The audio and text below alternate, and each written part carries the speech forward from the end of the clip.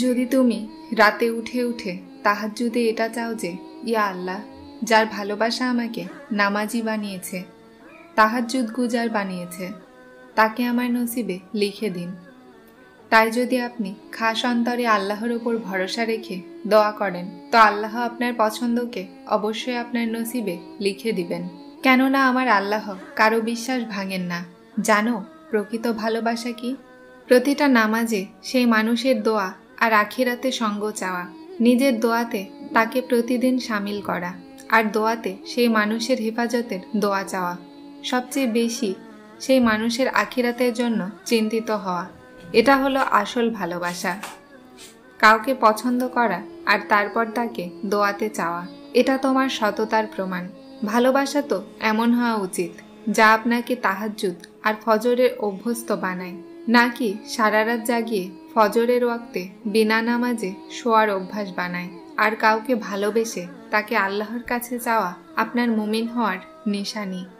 যা নসিবে নেই সেটার জন্যই তো দোয়া, আর যেটার জন্য তোমার দোয়াগুলো আছে সেটাই হলো তোমার নসিব।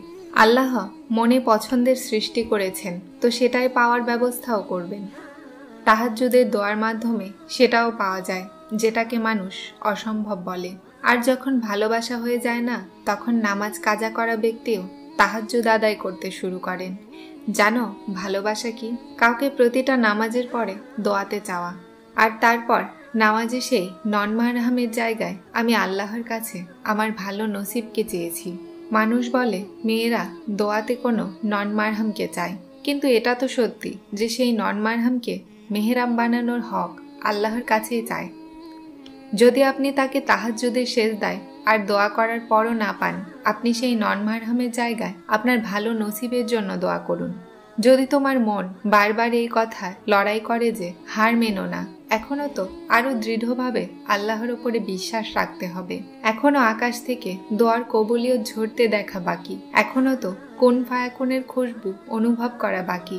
তাহলে জেনে নাও যে আল্লাহর তরফ থেকে সান্ত্বনা এসে গেছে। খুব জলদি মজেজাও আসতে চলেছে, যা তুমি তাহাজ্জুদের নামাজের মাধ্যমেও পাওনি। তাহলে ভাবো তুমি কতটা ভুল মানুষকে বেছে নিয়েছিলে। কেউ তোমাকে ভালোবাসলে তাকে বিবাহের প্রস্তাব দাও। যদি দিনদার হয় তাহলে সে গরিব হোক অথবা ধনী, এই চিন্তায় পড়ো না। তার সাথে ভালো ব্যবহার করো, তাকে ধোঁকা দিও না। যে ব্যক্তি ধোঁকা দেয় সে ইসলাম থেকে খারিজ হয়ে যায়। এমন নয় যে যে জিনিস আমাদের মনে পছন্দ নয় সেটা আমাদের জন্য ভালো হয় না, বরং কিছু জিনিস আর কিছু মানুষ আমাদের জন্যই তৈরি হয়, কিন্তু আমাদের ভেবে রাখার সময় অনুযায়ী হয় না। কখনো কখনো এমন হয় যে যে জিনিসকে পাওয়ার অপেক্ষা আমরা কাহিনীর প্রথমে করি, তা পাওয়া আমাদের কাহিনীর শেষে লেখা থাকে।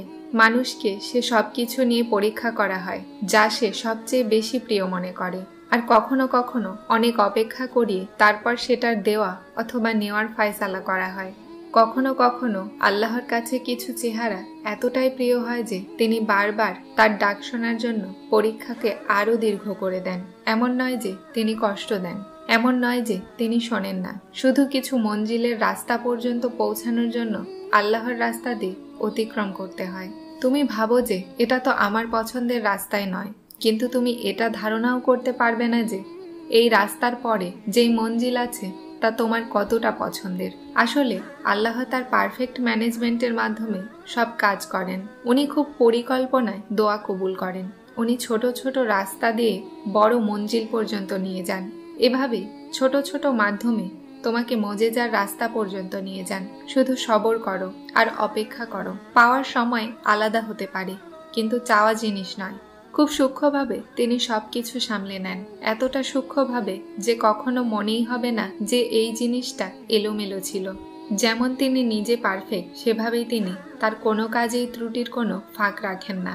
শুধু বিশ্বাস রাখো, আল্লাহর ইচ্ছা ছাড়া কিছুই হয় না। মনকে এটা বুঝিয়ে নাও। আর যা আল্লাহর ইচ্ছাতে হয় সেটা কখনোই খারাপ হয় না। পরীক্ষা তো তখনও নেওয়া হয় যখন মন তার ফায়সালা মেনে নিতে প্রস্তুত না থাকে। যা আমার অনুযায়ী না হয় তার জন্য আমি আল্লাহর কাছে সবরের মাধ্যমে সাহায্য চাই। আর একদিন সেই সমস্ত দোয়ার জবাব তুমি পেয়ে যাবে, যা তুমি রাতের অন্ধকারে আল্লাহর কাছে যাও।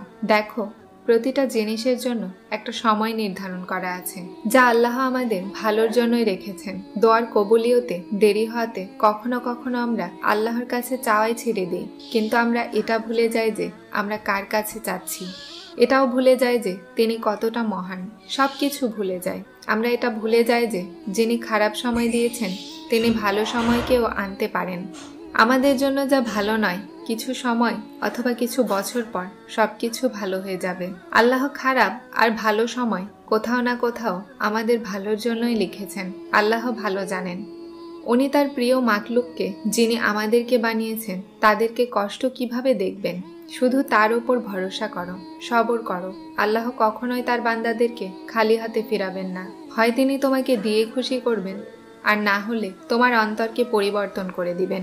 যেই দোয়াগুলোর মাকাম তাহাজ্জুদ হয়, সেটা সম্ভব অথবা অসম্ভবের চিন্তা থেকে বের করে চাইতে হয়। তুমি একা নও, আল্লাহর ভালোবাসা তোমার সাথে আছে। তাকে অনুভব তো করো, তিনি সবসময় তোমার পাশে আছেন। সূরা ইউসুফ প্রমাণ যে কিছু জিনিস ক্ষণিকের জন্য তোমাকে দেওয়া হয় না, সেটাকে যুগের জন্য তোমার অংশে লিখে দেওয়া হয়। তোমার দোয়াতে এতটা শক্তি আছে যে তুমি তোমার দোয়ার মাধ্যমে তোমার নসিবকে বদলাতে পারো। কেউ ফিরে আসলে তার হাত ধরে নেওয়া উচিত, তার আশা ভাঙা উচিত নয়। আল্লাহও তো এটাই করেন। আমার মানুষের ষড়যন্ত্রে ভয় লাগে না। আমার বিশ্বাস আছে যে আল্লাহ সবকিছু দেখছেন। যখন আপনার কাছে জায়নামাজ আছে, তো আপনাকে কান্নার জন্য কাঁধের তলাশ করার প্রয়োজন পড়ে না। অন্ধকারেও রাস্তা হবে যখন আল্লাহ সহায় হবেন। সব সময় সহজে সবকিছু পাওয়া যায় না। কখনো কখনো নিজের বান্দার পরীক্ষা করেন। আল্লাহর উপর ভরসা করো না? তাহলে কেন নিজের ভাগ্যে ভয় পাও? বিশ্বাস রাখো, আল্লাহ সবকিছু দেখছেন। যা অন্তরে আছে সেটাকে নসিবের অংশ বানায় তাহাজ্জুদের দোয়া। উনি তোমার প্রতিটা দোয়াতে কোন বলবেন। ওনাকে তোমার সবর তো পরীক্ষা করতে দাও।